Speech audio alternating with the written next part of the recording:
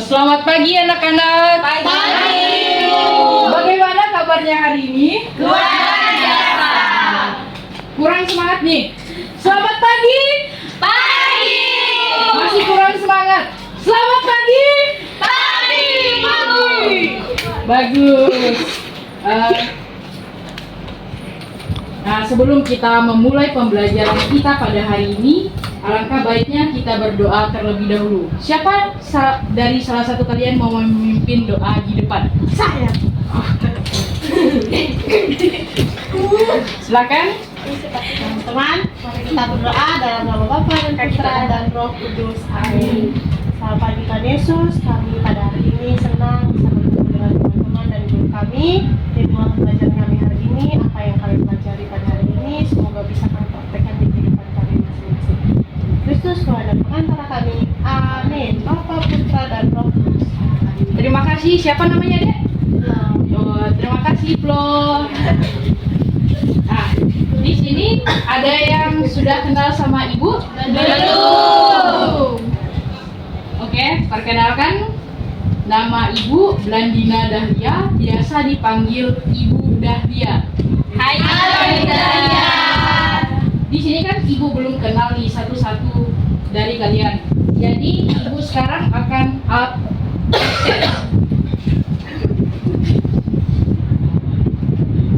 Putri, Hadir Bu. Flo, Hadir.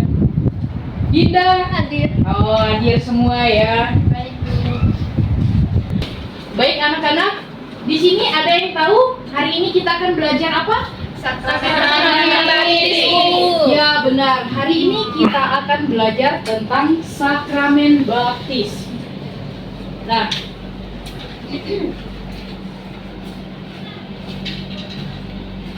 tujuan pembelajaran kita hari ini di sini peserta didik dapat menjelaskan pengertian dari sakramen baptis. Yang kedua itu peserta didik mampu menjelaskan makna dan tujuan dari sakramen baptis. Dan yang ketiga itu peserta didik mengetahui simbol-simbol apa saja dalam baptisan tersebut. Dan yang terakhir, peserta didik mampu menunjukkan sikap hidup dalam gereja Katolik ini. Ada berapa sakramen inisiasi? 3. Ada 3. Apa-apa saja dari 7 sakramen ini yang termasuk sakramen inisiasi? Sakramen baptis, Ekaristi dan Krisma. Ya, bagus. Jadi yang termasuk dalam sakramen inisiasi itu ada 3. Yang pertama baptis, dan yang kedua itu Ekaristi, dan yang ketiga itu Krisma. Nah, jadi fokus kita pada kali ini kita akan belajar tentang sakramen baptis.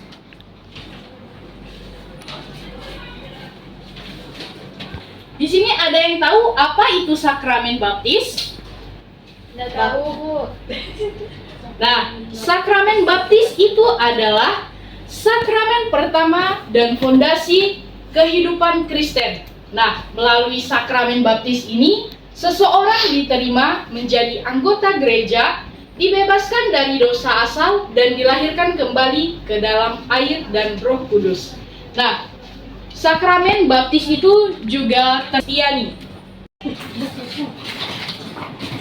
Sakramen baptis itu juga disebut lahir kembali, karena kelahiran baru dalam Kristus. Bisa dilihat di Yohanes bab 3 ayat 5, yaitu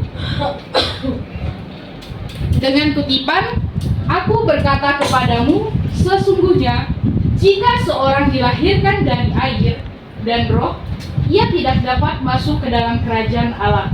Nah, jadi sakramen baptis itu adalah sakramen pertama kehidupan untuk masuk ke dalam kehidupan Kristiani. Nah, jadi di sini ada yang sudah dibaptis? Sudah. Semua ya. Nah, kalau belum dibaptis berarti belum sah menjadi Katolik. Di sini perhatikan gambar di sini.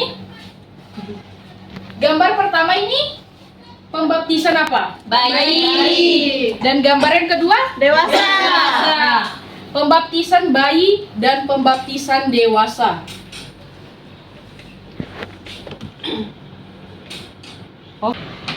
Baik anak-anak, sekarang di sini Ibu akan menampilkan video. Nanti disimak ya.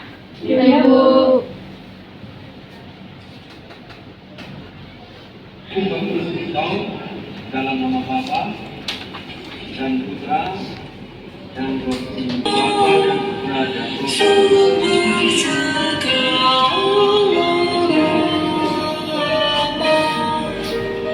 Meski kami tanpa jasa, kau berikan kau akan. Baik, videonya sudah selesai. Nah, dari video yang kalian tonton tadi, Ibu akan memberikan pertanyaan. Yang pertama itu, apa yang sedang dilakukan imam dalam video tersebut? Siapa yang ingin menjawab? Membaptis. Ya, benar. Dalam video tersebut, imam membaptis seorang anak. Pertanyaan kedua, mengapa sakramen baptis disebut sakramen pertama dalam gereja Katolik? Saya, Bu. Mengapa sakramen baptis disebut sakramen pertama dalam gereja? Karena sakramen baptis ini adalah pintu awal seseorang menjadi anggota gereja Katolik. Nah, benar. Tepuk tangan dulu. Nah, pertanyaan ketiga, simbol apa saja yang terlihat dalam video baptisan tadi? Air. Lilin, kain putih. Ah, benar. Tepuk tangan dulu. Nah, pertanyaan yang keempat itu, apa makna air yang digunakan dalam baptisan? Siapa yang ingin menjawab? Baik, untuk pertanyaan keempat, siapa yang ingin menjawab? Ayo angkat tangannya. Baik, siapa namanya, Dek? Putri, Bu. Putri. Jawabannya untuk menyucikan, Bu. Ya, benar. Jawabannya untuk menyucikan. Tepuk tangan dulu. Ada lagi yang ingin menjawab? Angkat tangan. Ah, baik. Siapa namanya, Dek? Emil, Bu. Emil. Oh, baik, Emil. Silakan jawab, Emil. Jadi makna air dalam pembaptisan itu membersihkan kita dari dosa asal. Ya, benar. Makna air dalam pembaptisan itu benar, yaitu menyucikan kita dari dosa asal. Nah, di sini ada yang bawa kitab suci? Ada, Bu. Nah, silakan dibuka Matius bab 28 ayat 19 sampai 20. Nah, sudah dibuka kitab sucinya? Sudah. Nah, jadi kita akan baca sama-sama ya. Baik, Bu. Karena itu pergilah, jadikanlah semua bangsa muridku, dan baptislah mereka dalam nama Bapa dan Anak dan Roh Kudus. Dan ajarlah mereka melakukan segala sesuatu yang telah kuperintahkan kepadamu. Dan ketahuilah, aku menyertai kamu senantiasa sampai akhir zaman. Nah, dari ayat kitab suci, di sini ditegaskan bahwa berdasarkan dalam kitab suci Matius bab 28 ayat 19 sampai 20 ini, di sini Yesus memberikan perintah kepada siapa? Para murid. Ya, perintah kepada para murid untuk membaptis semua bangsa dalam nama Bapa, Anak, dan Roh Kudus. Baptis menjadi tanda bahwa seorang itu diterima sebagai murid Kristus dan anggota gereja. Nah, selain itu, orang yang telah dibaptis dipanggil untuk hidup sesuai ajaran Tuhan dan mewartakan kasih-Nya kepada sesama. Di sini Yesus juga berjanji akan selalu menyertai umatnya sampai akhir zaman.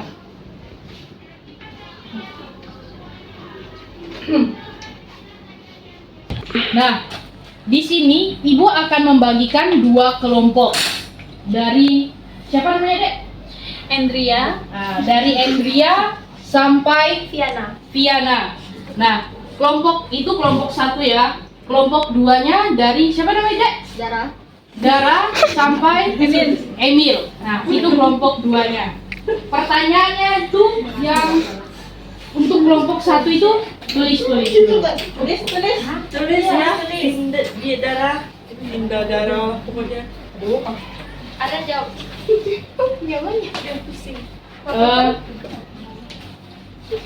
Pertanyaannya itu, apa hubungan sakramen baptis dengan kehidupan sebagai anak Allah? Maksud dari pertanyaan ini kayak bagaimana kalian mengetahui bahwa melalui sakramen baptis itu seseorang itu diterima menjadi anak Allah dan anggota gereja? Pak? Untuk kelompok 2, pertanyaannya itu berikan contoh sikap hidup yang mencerminkan seseorang telah dibaptis. Seseorang yang telah dibaptis. Nanti kalian kerjakan, Ibu kasih waktu 10 menit untuk mengerjakan. Kemudian kalian presentasikan ke depan.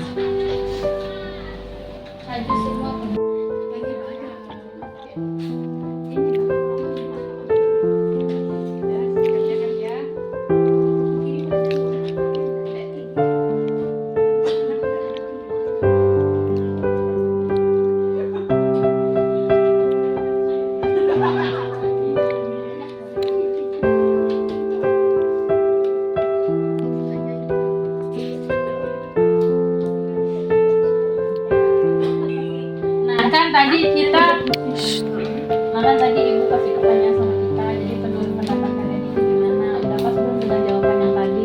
Pas, mantap. Sesuai pemikiran kita bersama.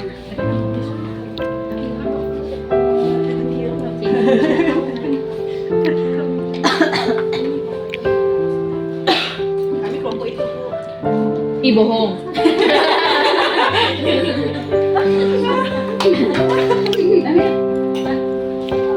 Anak-anak, apakah sudah ada yang selesai? Sudah selesai semua? Sudah. Yang sudah selesai, berarti kelompok 1 maju duluan. Kelompok 1 silakan maju.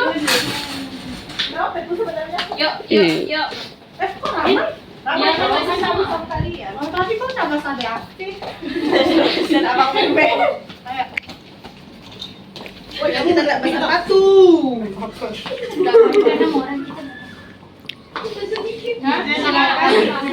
Silakan untuk menjawab pertanyaan nomor 1. Baik, saya sebagai ketua di sini saya akan mewakili teman-teman dengan pertanyaan untuk kelompok kami, yaitu apa hubungan sakramen baptis dengan kehidupan sebagai anak Allah. Dari diskusi kami tadi, sakramen baptis membuat seseorang menjadi anak Allah dan anggota gereja Katolik. Melalui baptis, dosa asal dihapus dan seseorang mulai hidup baru bersama Kristus. Karena itu, orang yang sudah dibaptis dipanggil untuk hidup sesuai ajaran Tuhan, seperti berdoa, mengasihi sesama, berbuat baik, dan menjauhi dosa. Sekian dari kelompok kami, terima kasih. Dari jawaban dari kelompok 1 ini, ada yang ingin ditanyakan? Jadi silakan kita beri tepuk tangan. Nah, untuk kelompok 2 silakan maju mempresentasikan hasil jawaban dari kalian.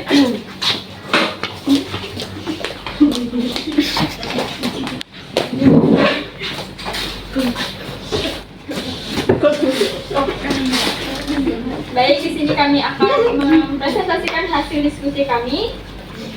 Berikan contoh sikap hidup yang mencerminkan seseorang telah menerima sakramen baptis. Itu contoh sikapnya. Yang pertama, rajin berdoa, hormat kepada orang tua dan guru, jujur, suka menolong teman, mau memaafkan, mengikuti kegiatan gereja, dan hidup rukun dengan sesama. Nah, sikap-sikap tersebut menunjukkan bahwa seseorang hidup sebagai anak Allah. Sekian, terima kasih. Baik, tepuk tangan dulu. Dari jawaban kelompok 2 ada yang ingin ditanyakan? Tidak ada, Bu. Nah, baik, silakan duduk. Terima kasih.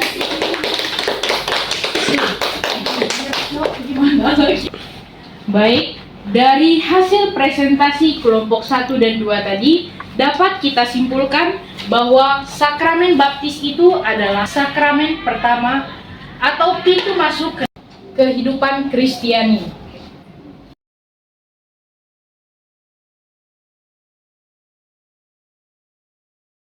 Ibu akan memberikan tugas kepada anak-anak, yaitu kerjakan di kertas selembar. Ada 3 pertanyaan, nanti kalian kerjakan, terus dikumpulkan minggu depan. Ya, Ibu. Tidak terasa pembelajaran kita sudah di akhir. Sebelum pulang, Ibu akan membacakan kesimpulan. Sakramen baptis merupakan sakramen pertama dalam gereja Katolik yang menjadi tanda kelahiran baru sebagai anak Allah dan anggota gereja. Nah, melalui baptisan ini, manusia itu dibersihkan dari dosa asal dan menerima rahmat Roh Kudus. Baptis juga mengajak setiap orang untuk hidup sesuai ajaran Yesus Kristus, saling mengasihi, berdoa, dan menjadi saksi iman dalam kehidupan sehari-hari. Harapan Ibu, setelah kita mempelajari tentang sakramen baptis, kita bisa hidup sesuai ajaran Yesus Kristus, yaitu kayak saling mengasihi, berdoa, dan menjadi saksi iman dalam kehidupan kita sehari-hari. Sebelum pulang, salah satu dari kalian untuk memimpin doa. Siapa namanya, Dek? Putri, Bu. Oh, Putri. Silakan maju ke depan, Putri.